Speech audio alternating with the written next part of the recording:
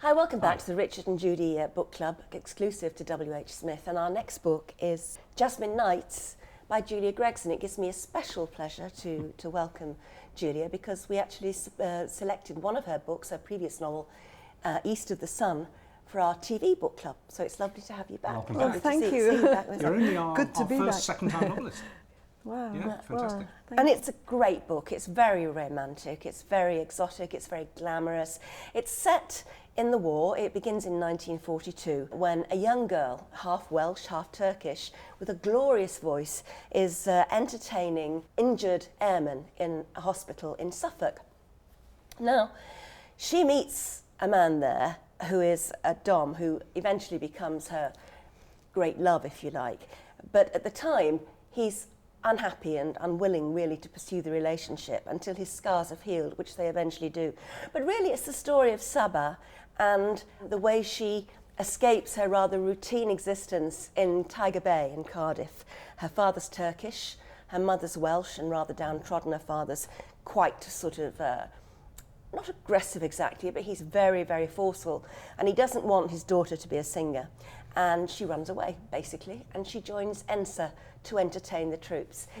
I loved the idea of Saba coming from Tiger Bay. It kind of reminded me of someone like, say, Shirley Bassey. Yes. You know, because she was such sort of mixed race Yes. and this fantastic voice. Yeah. And was that sort of deliberate? I thought about Shirley Bassey, but not a lot actually. Yeah. My original impetus for that was I went to this fabulous photographic exhibition in Tiger Bay. Well, they call it Cardiff Bay now. And it was Bert Lloyd, who was a famous picture post photographer. And it was done before the war. And it was so, there were like 57 different nationalities down there. Gosh. Hoagie Carmichael came to play, amazing jazz people, there were jitterbug clubs. So Yeah. I just thought, what a fascinating area to write about. Yeah. And it was a sort of place a Welsh housewife would celebrate Eid or Ramadan, or, you know, it was Yeah. a true example of multiculturalism. Yeah. Basically, because everyone worked together, it was very organic, it wasn't forced on anyone. Yeah. So I got inspired by that, but that was where that part started for me. I mean, obviously you have been in the past, you're a journalist basically, and Yes. very much a journalist, a foreign affairs journalist. Yes. So you know the exotic locations of which you write, and Saba, together with, and I love her friends, I love the other Alita, girls. the bad girl. I know, bad girl, yeah. I love the girls she meets in ENSA. But she is transported to Cairo Yes. and later to Istanbul. Yeah. And there's this wonderful sort of difference between how they're experiencing the war there and how Yes. they're experiencing it back in Britain. Absolutely, yes. Obviously, when you're an ENSA singer, although you're aware of the war and they were very brave, you also exist in a kind of fantastic bubble yeah. of Yeah. excitement. And for Saba, what interested me was it was an incredibly liberating time, as it was Yeah. for many women in the war, Yeah. as it was for my mother. My mother was one of those girls at Fighter Command who Push the moved planes models around. Really, yeah. And I'm not saying it was barrel load of laughs always, it was terrifying, but I think for many women it was very liberating, the war. Do you think it's because for that generation they were living life very much on the edge? Absolutely. I mean, for example, Judy talks about life at home, but Britain had a home front, you know, the country Yes. was being bombed and attacked all the time. Yeah. And there were these extraordinary events going on around the globe, and these were young people, very Yes. young people out there. Absolutely. I mean, Cairo was an Alexander. They called it the Paris of the East. It sounds And like it, the way you it write was, about well, it. it was an amazing place because you had all these rather brave and, you know, young men out there. They all had pay packets to spend. Yeah. Yeah. And it was bizarre because the war was going on intensely in the desert.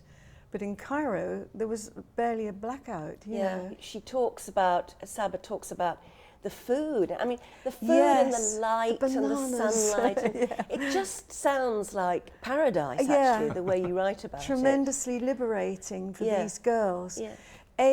To be doing what they long to do and to be given the chance, as we know, to practice something that you long to do. Yeah. every day, not Yeah. to be in disgrace about it as she was in at in home. Wales. Yeah. But there's Fantastic. more. There's more. She becomes a spy. She becomes a spy, as great. many singers and entertainers did. Because they moved around so much. They Yeah. could gather intelligence. I mean, it was very interesting. In Cairo, on a houseboat, there was a belly dancer, and don't think I can remember her name, but her sort of barge, or whatever you'd call it, was squeaking with bugs. She had all high-ranking German officers would go there.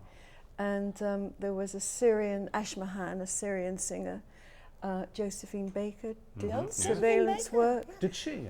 Edith Piaf was I knew supposed Piaf to have was done supposed to it. have been a spy, yeah. I mean, they were perfect because they were very pretty girls, and it was completely natural for them to be, you know, at cocktail parties with high-ranking officers, and also to be travelling a lot, so it didn't seem suspicious. What is it, do you think, psychologically, about being in the presence of a beautiful young woman that makes otherwise professional, steel-trap-mouthed men let their guard down? I mean, it happens in modern politics. Look at Vince Cable boasting to that's those right. girls from the Daily Telegraph. What is it that men fall for and leads them to disaster, do you think?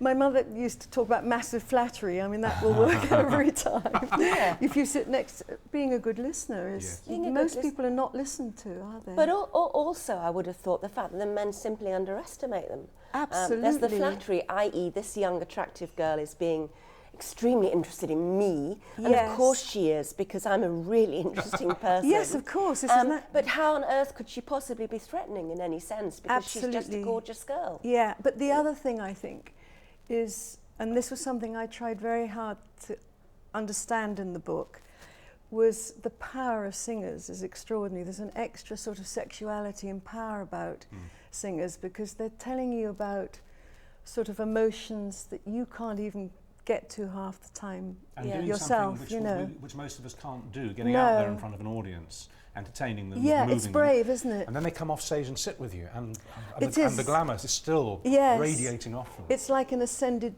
being, isn't Yes, it? Someone who absolutely. has the kind of guts to do what we can't do. to do that really very exposing thing, which is to sing in public. I must ask you a personal question. Is the word Jasmine in the title, does that allude to the fact that the very first time you were kissed as a young girl, you were in a jasmine-scented garden? How did you know that? It's in the back of the book for the question and answers. It is true, actually. I know, but is But, that why it's in the title? Is it just an allusion to it? I think it was subconscious, I actually. think it was. Yeah, but also jasmine is the flower of love in Egypt. You know, Yes. people give garlands of jasmine to. The reason you were in a jasmine-scented garden is because your father was RAF, was he? He was sent to. I spent 2 years in Cyprus as a child. It And had other a places. big effect on me. I loved it, and I think this book was partly an attempt to remember those times. Well, it's glorious. It Yes. really is so evocative, and it makes me want to go Oh, immediately. I'm so glad. You don't then long to live out there yourself? Are you sort of happy? No, I love living in England. I've been an expatriate all my life. My father moved every 2 years. Right. And I'd lived in Australia, in America, in New York. And coming back was such a relief to me. I understood the jokes, the subtext. I like grey weather. There's something about being in England that I love. But having said that, I need to get away. Yeah. Well, But actually, it was partly, this book was, although it's not about my father, it was very much an attempt to understand my father and my parents. Because you believe your father did a bit of intelligence work? Yeah, but he was also a Battle Britain pilot who was shot down 3 times before he was 23. Like Dom. And when he died, I realised we'd never been there at all, really, except in the most facetious way, I would Yes, say. they don't talk about it, do they? Didn't want to talk about it. Obviously, so he's clearly survived the war, but was he taken prisoner or was he shot down over? No, he was shot down, and the third time he was 23 and he hung in a tree on fire for 20 minutes. He was treated by Macindoe, the plastic surgeon. The Burns man. So in a way, Dom absolutely isn't my father. It's not like that, is it? But the inspiration is there. But it was a way of understanding my parents, who'd made light of everything in our childhood. And when they died, you suddenly thought, hang on, I sort of put a lot of things together. Yes. How did he never What tell lives? us about that? Yeah. Yeah. Well, you say that you despite being a home bird, you like to travel, and you've taken us with you on this. It really is very evocative. It's thank you terrific. so much. One could be there. Jasmine Nights, Julia Gregson. And if you get it from WHSmith's, you can get it from anywhere really, but if you get it from WHSmith's, go to the back and you've got all the exclusive extra content in the back, the question and answer session that we do with all the authors, tips and details on how to download the podcasts that we make, which are really interesting, and a lot of you are accessing them. All kinds of stuff like that, but only if you get the book from WH Smith. Congratulations. Thank you. Come back again. Thank you, I hope so.